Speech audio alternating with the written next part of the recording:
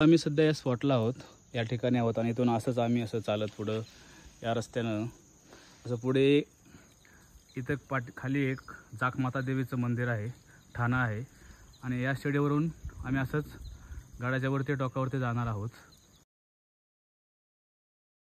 आणि येताना जो पहिला प्रवास चालू केला तो जांभूळ गावातून चालू केलेला आहे आणि अपरिचित असा किल्ला जे लोकांना माहीत नाही पण बघण्यासारखं ठिकाण आहे, तरी अवश्य भेट द्या। आपण असंच जाखमाता देवीकडे आल्यानंतर शिडीवर येतो, त्याच्यानंतर आपल्याला असंच ध्वजाचं ठिकाण येतो। इथे सध्या ध्वज नाही आहे, त्यावेळेस पुढच्या वेळेस आम्ही इथे येऊ, नक्की त्याच्यावरती ध्वज लावून घेऊ। असं ध्वजाचं ठिकाण आहे।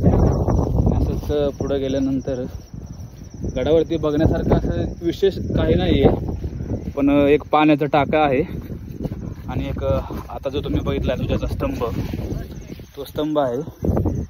आणि गड इथपर्यंत आल्यानंतर गडाचं असं शेवटचं टोक लागतं।